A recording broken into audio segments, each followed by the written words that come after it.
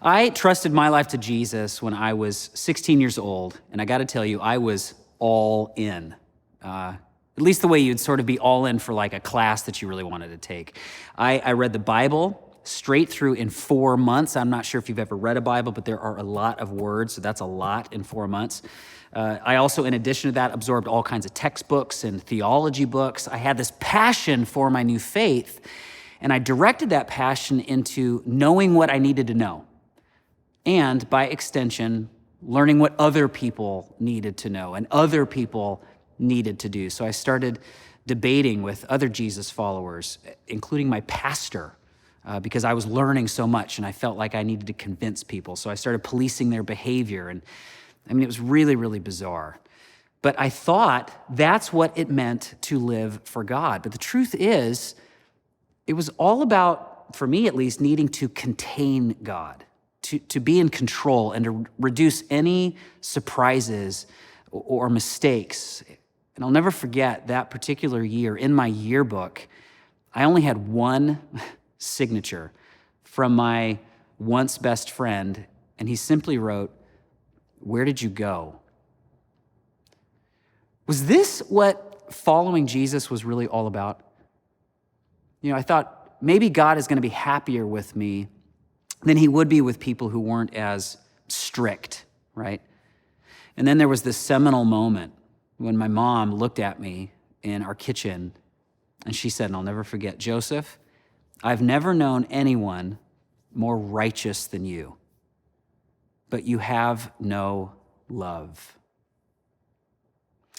Listen to how one leader described emotional and spiritual maturity and health. You might have heard this passage before. This is in the first letter to the church in Corinth, chapter 13. Paul writes, "Love is patient and kind.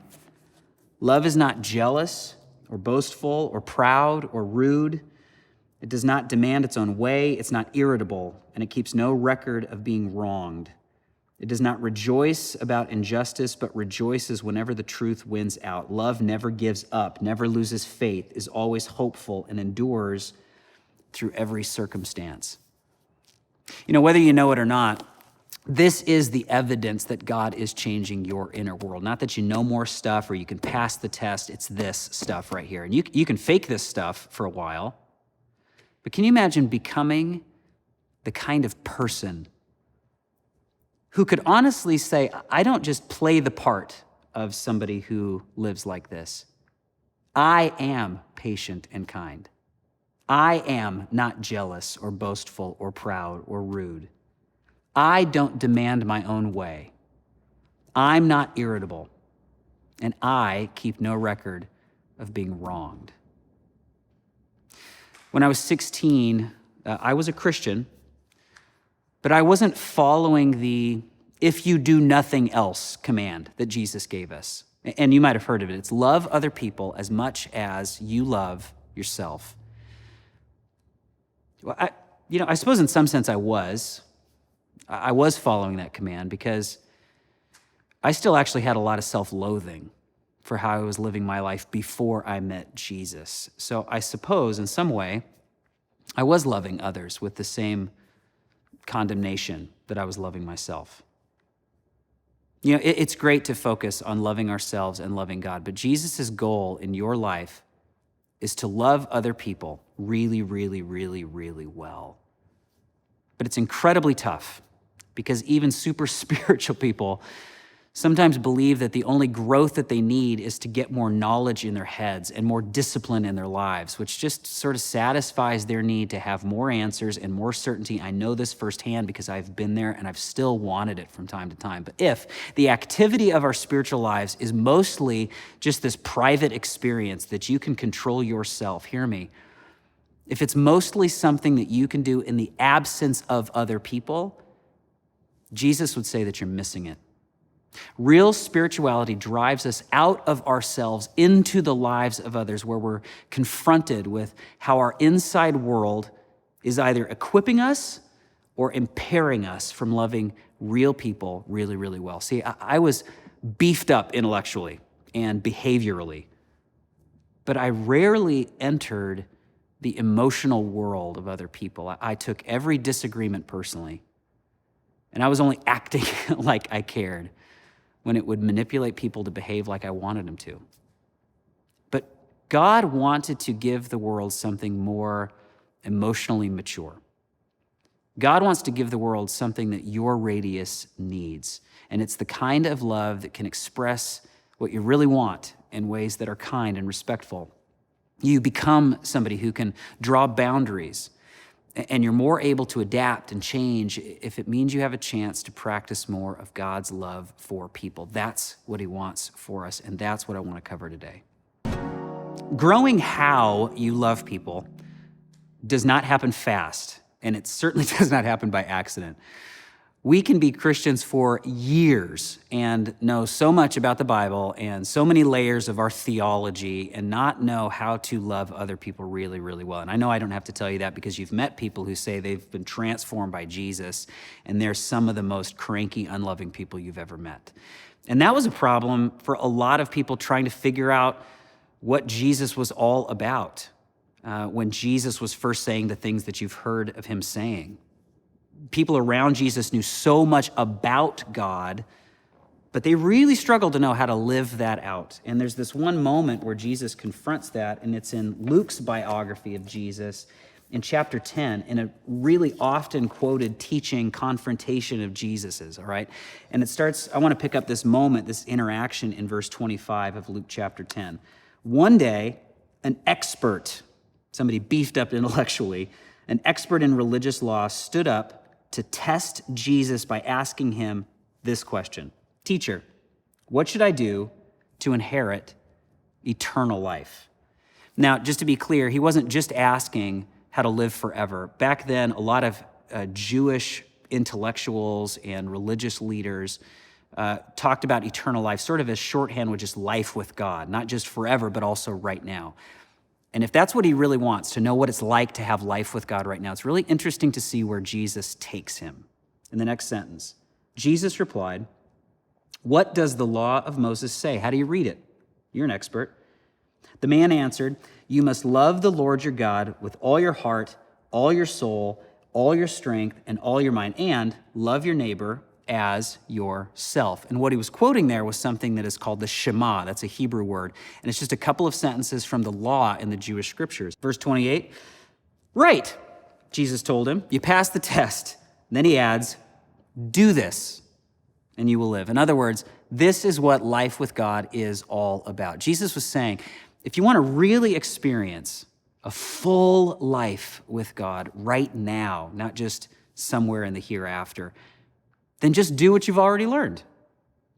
You know, my daughter right now just finished up driver's ed, just the studying part of it, right? She hasn't done the behind the wheel stuff yet.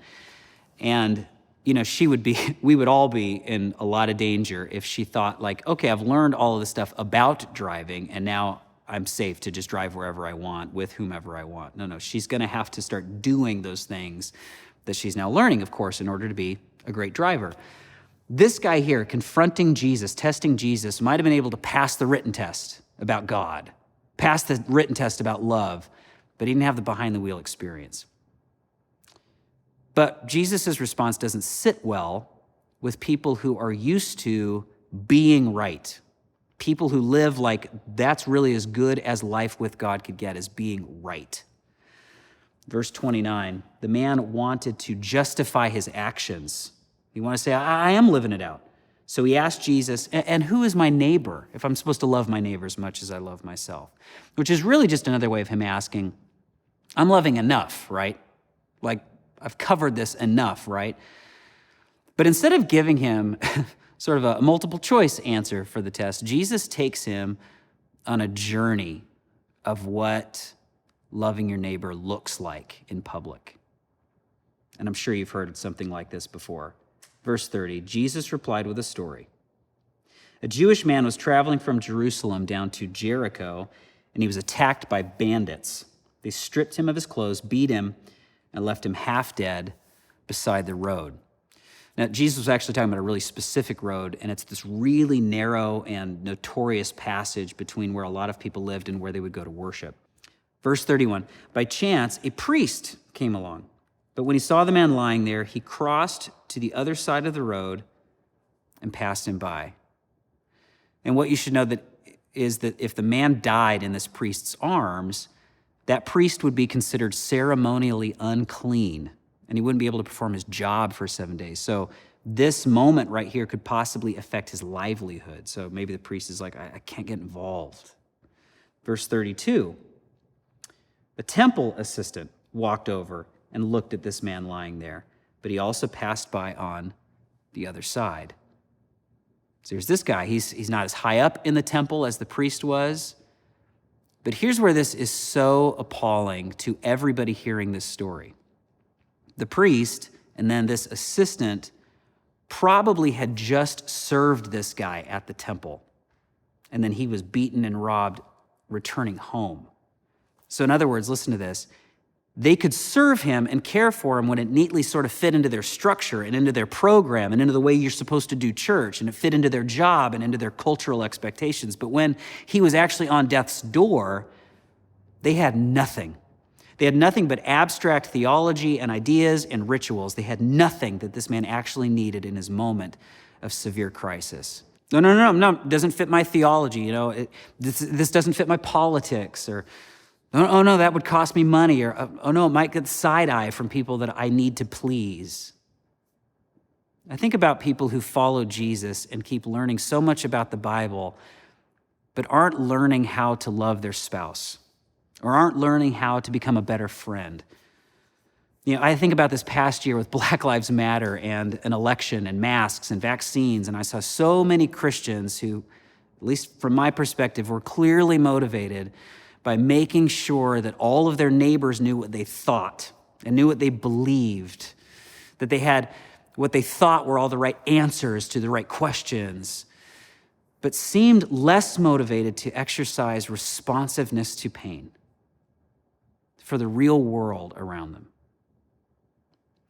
Verse 33, I want to continue with Jesus' story here. Then a despised Samaritan came along, and when he saw the man, he felt compassion for him.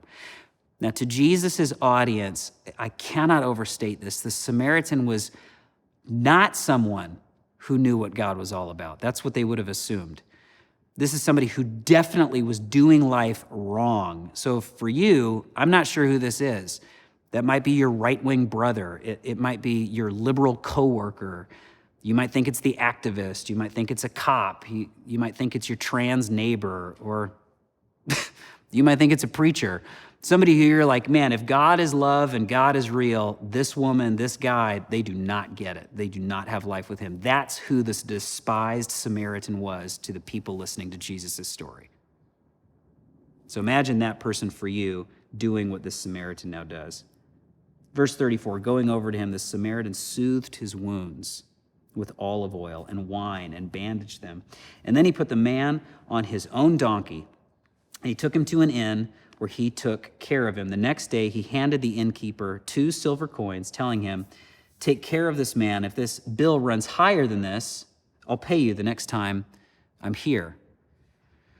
So here's this despised person willing to spend his time, willing to spend his money, spend his effort, willing to face misunderstanding or gossip or internet trolls or emails and awkward family conversations. We see this incredible example of loving somebody, but we don't see also in this story a lack of boundaries.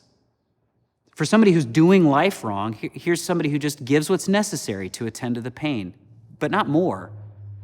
He works with the innkeeper who can provide shelter, not indiscriminately just handing out cash.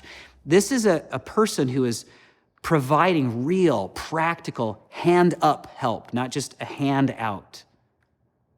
Now listen to how Jesus lands this plane, and this is so fascinating. This still teaches me every single time I revisit this story. Verse 36, now which of these 3 would you say, expert, was a neighbor to the man who was attacked by bandits? Jesus asked.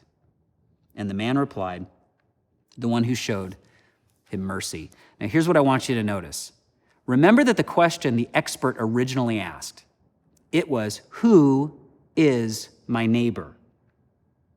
Jesus does not give the right answer to the wrong question. Jesus actually provided an answer to a better question. The answer Jesus provides is to the question, who was a neighbor to this man?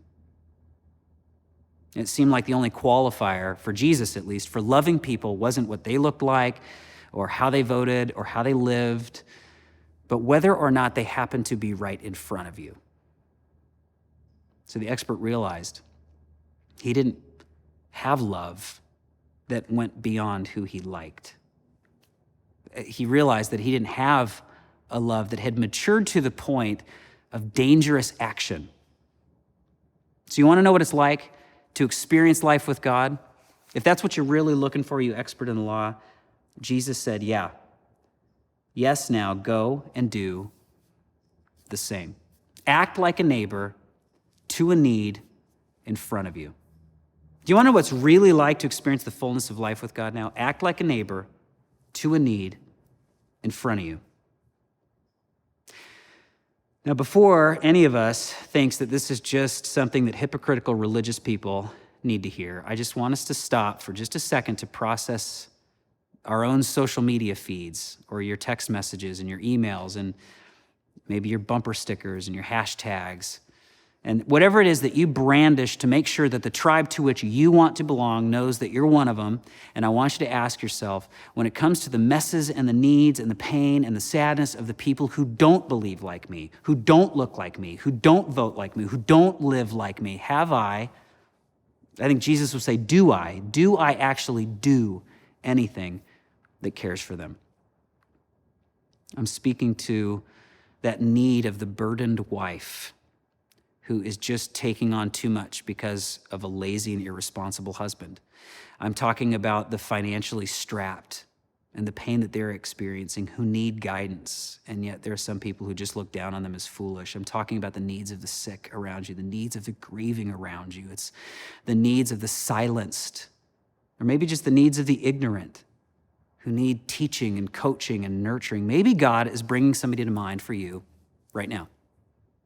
Now, it doesn't mean solving every need that they have or every need in the world, but it does mean being first responders to the needs that are in plain sight. So don't just hear this, let's act. How could you be a neighbor to someone right in front of you this week? In other words, whose wounds can you take a moment to bandage? How can we show love by managing our own expectations of others, right? So rather than demanding that they perform the way we think they should perform, maybe there's a chance this week to show a little bit of grace and curiosity to what they're going through. You know, most enemies in our lives aren't people who oppose us. They're just people who haven't lived up to our values or our expectations that we have placed on them, but they haven't agreed to. Followers of Jesus, listen, we should be the best in the world at loving people. Don't you remember? Don't you remember that when you and I were opposed to God, that's when he sent his son to die for us? Don't you remember that grace abounds to the same level as your sin? So why are you so afraid to shut our mouths before we've opened up our hearts? Let me be really, really direct. I believe you can think and say all the right things and be in direct violation of the greatest commandment of God. You know, every so often someone will ask me how they could go deeper or why maybe I don't teach deeper than I usually do. And it's usually, as I've encountered it, someone who's been following Jesus for years, and they've probably heard almost everything that I share most of the time that I teach a message. You know, they want to know what book that they can read or what spiritual practice they can incorporate. But you know what I've noticed, even though they're looking for good things, those aren't bad things, what most people are really searching for, especially in later stages of their life with Jesus, is to be passionate about something again, which is absolutely impossible if you have sterilized all of your friendships and made God really predictable. So do you want passion? Is that what you really want? Do you want passion because God has it waiting for you in the life of someone who didn't expect you to care about him so much? Go and do. There was this old preacher named Sam who befriended a drunk named Bill. And at least as far as we know, all Sam did was love Bill and care for Bill and stick with Bill. And he helped him get sober. And he taught him the principles that actually leapt off of the pages of Scripture that would eventually become 12 steps. Before Bill Wilson founded AA, he was just a messy person who needed a neighbor. And as I was preparing for the message this week, I dug up this little poem from that preacher that maybe you've never heard of. And he called this poem his explanation for his life. And the poem goes like this: I stand by the door. I neither go too far in nor stay too far out. The door is the most important door in the world. It is the door through which men walk when they find God. There is no use for my going way inside and staying there when so many are still outside, and they, as much as I, crave to know where the door is. And all that so many ever find is only the wall where the door ought to be. They creep along the wall like blind men, with outstretched, groping hands, feeling for a door, knowing there must be a door, yet they never find it. So I stand by the door. The most tremendous thing in the world is for men to find that door, the door to God. The most important thing that any man can do is to take hold of one of those blind, groping hands and put it on the latch that only clicks and opens to the man's own touch. Men die outside the door, as starving beggars die on cold nights in cruel cities in the dead of winter, die for want of what is within their grasp. They live on the other side of it, live because they have not found it. Nothing else matters compared to helping them find it and open it and walk in and find him. So I stand by the door. Go in, great saints. Go all the way in. Go way down into the cavernous cellars and way up into the spacious attics. It is a vast, roomy house, this house where God is. Go into the deepest of hidden casements, of withdrawal, of silence, of sainthood. Some must inhabit those inner rooms and know the depths and heights of God and call outside to the rest of us how wonderful it is. Sometimes I take a deeper look in, sometimes venture in a little farther, but my place seems closer to the opening. So I stand by the door. There's another reason why I stand there. Some people get partway in and become afraid, lest God and the zeal of his house devour them, for God is so very great and asks all of us. And these people feel a cosmic claustrophobia and want to get out. Let me out, they cry. And the people way inside only terrify them more. Somebody must be by the door to tell them that they are spoiled. For the old life, they have seen too much. One taste of God and nothing but God will do anymore. Somebody must be watching for the frightened, who seek to sneak out just where they came in, to tell them how much better it is inside. The people too far in do not see how near these are to leaving, preoccupied with the wonder of it all. Somebody must watch for those who have entered the door, but would like to run away. So for them too, I stand by the door. I admire the people who go way in, but I wish they would not forget how it was before they got in. Then they would be able to help. The people who have not yet even found the door, or the people who want to run away again from God. You can go in too deeply and stay in too long and forget the people outside the door. As for me, I shall take my old accustomed place near enough to God to hear him and know he is there. but not so far from men as not to hear them. And remember, they are there too. Where? Outside the door. Thousands of them, millions of them.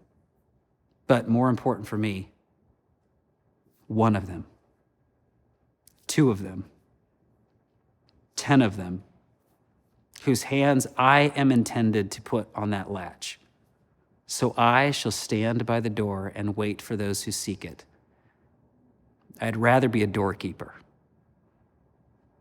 So I stand by the door. Thank you for joining us this week. If you're new, we want to meet you and to support you. Just go to radius.church and click the I'm new button so we can have someone reach out to you and get you that free Starbucks gift card. Next week's message is about learning to become unshakable, probably one of the most important lessons we can learn in life. Make sure you like, comment, and subscribe. It really does help us reach more people, and no matter where you are at, Radius is here for you. See you next week, Radius. Bye, guys.